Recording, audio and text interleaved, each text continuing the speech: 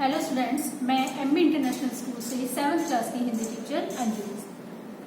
बच्चों, आज हम विषय आपका क्या है? हिंदी सेकंड, हिंदी व्याकरण, और पाठ है आपका 4 संज्ञा। ठीक है ना? ये पढ़ेंगे।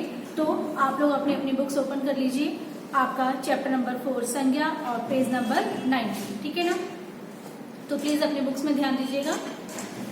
सबसे पहले आपको दिया है, जब हम आपस में बातचीत करते हैं तो अनजाने में संज्ञा शब्दों का प्रयोग करते हैं। जब हम आपस में क्या कर रहे हैं? बात कर रहे हैं, तो जाने अनजाने हम क्या कर रहे हैं? इसमें संज्ञा शब्दों का प्रयोग कर रहे हैं। ठीक है ना?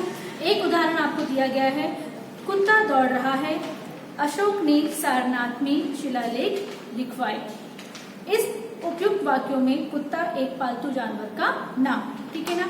अशोक एक राजा का नाम है। ये शब्द क्या हैं? आपके संज्ञा कहला रहे हैं। ये सारे आपके क्या है? शब्द क्या कहला रहे हैं? संज्ञा कहला रहे हैं। ठीक है ना? संज्ञा की क्या परिभाषा है आप लोगों को पता ही है, एक बार फिर भी देखिएगा। जो शब्द किसी व्यक्ति, वस्तु, स्थान, प्राणी एवं भाव का बोध कराते हैं वो क्या कहलाते हैं? आपकी संज्ञा कहलाते हैं। जो शब्द क्या है? किसी व्यक्ति, वस्तु, स्थान, भाव या प्राणी का बोध करा रहे हैं वो आपकी संज्ञा कहला रहे हैं। ठीक है ना? जैसे आपको उदाहरण में दिया हुआ है, कबीर गेंद खेलता है। कौन खेलता है? कबीर। कबीर क्या है? आपका संज्ञा। उदयपुर एक सुंदर शहर है। स्थान, उदयपुर क्या है? स्थान है, इसलिए क्या कहलाएगा? आपका संज्ञा कहलाएगा। घोड़ा दौड़ रहा है। घोड़ा क्या है? आपका संज्ञा है। ठीक है ना? और बुढ़ापा दुखों का घर है। बुढ़ापा ये क्या है? आपका भाव है, तो ये भी क्या कहलाएगा? आपका संज्ञा कहलाएगा। अब है आपका संज्ञा के भेद। तो संज्ञा कितने प्रकार की होती है? 5 प्रकार की। पहले भी पढ़ा है आप लोगों ने। संज्ञा 5 प्रकार की होती है। पहला है आपका व्यक्तिवाचक संज्ञा, सेकंड है आपका जातिवाचक, थर्ड है भाववाचक, फोर्थ है आपका समूह या समुदायवाचक संज्ञा, और लास्ट है आपका द्रव्यवाचक संज्ञा। ठीक है ना? तो सबसे पहले आपको व्यक्तिवाचक संज्ञा के बारे में बताया गया है। राम अयोध्या के राजा थे। इस वाक्य में राम क्या है? व्यक्ति है, तथा अयोध्या क्या है? स्थान का नाम है। ठीक है ना? इस प्रकार के विशेष नाम वाले संज्ञा शब्दों को क्या कहते हैं? व्यक्तिवाचक संज्ञा कहते हैं। जिस संज्ञा शब्द से किसी एक व्यक्ति, वस्तु अथवा स्थान विशेष का बोध होता है वो व्यक्तिवाचक संज्ञा कहलाती है। जैसे सीता, दिल्ली, लाल किला, हिमालय आदि, ये सब आपके क्या है? व्यक्तिवाचक संज्ञाएं हैं। सेकंड है आपका जातिवाचक संज्ञा। जाति, नाम से पता चल रहा है कि जाति। अब देखिए इसमें बिल्लियां दौड़ रही हैं, तो बिल्लियां क्या करा रही हैं? अपनी जाति का क्या करा रही है? यहाँ पर बोध करा रही है, वो हमें बता रही है। ठीक है ना? इन वाक्यों में बिल्लियां शब्द से किसी विशेष बिल्ली का ज्ञान नहीं हो रहा है, बल्कि इससे क्या है? उनकी समस्त जाति का बोध हो रहा है। ठीक है ना? अब पेज नंबर 20 पे देखिए, जातिवाचक संज्ञा की परिभाषा। जिस संज्ञा शब्द से एक जाति के सभी पदार्थों का बोध होता है। क्या कहा गया है? कि जिस संज्ञा शब्द से एक जाति के सभी पदार्थों का बोध होता है वो क्या कहलाता है? आपका जातिवाचक संज्ञा कहलाता है। जैसे बालक, पर्वत, देश, पुस्तक, स्त्री, मनुष्य आदि, ये सब क्या है? जाति का क्या करा रहे हैं? बोध करा रहे हैं। थर्ड है आपका भाववाचक संज्ञा। इस तालाब में गहराई अधिक है। भाव क्या है? गहराई। गहरा का भाव क्या होगा? गहराई। भाववाचक संज्ञा क्या होगी उसकी? गहराई। ठीक है ना? इस वाक्य में गहराई शब्द से न तो किसी व्यक्ति विशेष का बोध हो रहा है और न ही किसी जाति का, बल्कि इससे क्या हो रहा है? तालाब की दशा का ज्ञान हो रहा है कि वो कितना गहरा है। ठीक है ना? इसे ही हम क्या कहते हैं? भाववाचक संज्ञा कहते हैं। भाववाचक संज्ञा की परिभाषा देखो, जिस संज्ञा शब्द से पदार्थों की गुण, दोष, धर्म, व्यापार, दशा, अवस्था आदि का बोध होता है वो आपकी भाववाचक संज्ञा कहलाती है। जैसे ऊंचाई, लंबाई, गहराई, ईमानदारी, खटास, मिठास, मनुष्यता, मोटापा, बड़प्पन, बुढ़ापा, थकान, चंचलता, ये सारे आपके क्या है?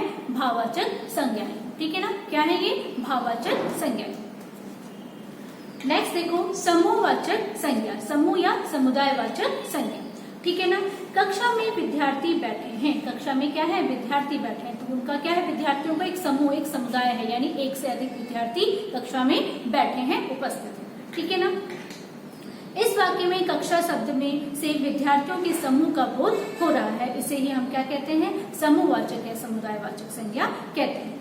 इसकी परिभाषा देखो, जिस संज्ञा शब्द से किसी समूह का बोध होता है उसे समूह या समुदाय वाचक संज्ञा कहते हैं। जैसे सेना, झुंड, समूह, कक्षा, परिवार, दरबार आदि। तो यहाँ पर क्या है, सेना में एक से अधिक सैनिक है, ठीक है ना। झुंड में भी क्या है हमारा, एक से ज्यादा लोगों का क्या कहलाता है, खड़ा होना या उनका आपस में ग्रुप में रहना, वो क्या कहलाएगा, आपका झुंड कहलाएगा, ठीक है ना।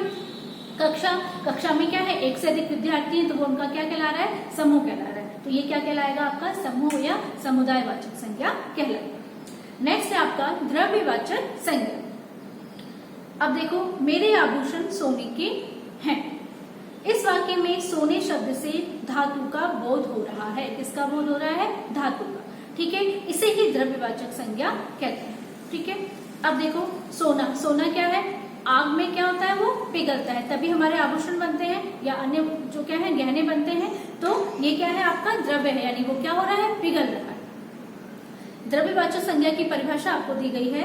जिस संज्ञा शब्द से किसी धातु, पदार्थ अथवा द्रव्य का ज्ञान हो, वो क्या कहलाता है, आप द्रव्यवाचक संज्ञा कहलाता है। जैसे सोना, चांदी, तांबा, घी, तेल, पानी आदि, ये सब क्या है, आपकी द्रव्यवाचक संज्ञाएं हैं। द्रव्य, तरल पदार्थ, जैसे घी आपका, तेल, पानी, ये सब क्या है, आपके द्रव्य है, तरल पदार्थ, ठीक है ना। तो ये क्या कहलाते हैं, आपकी द्रव्यवाचक संज्ञा कहलाते हैं।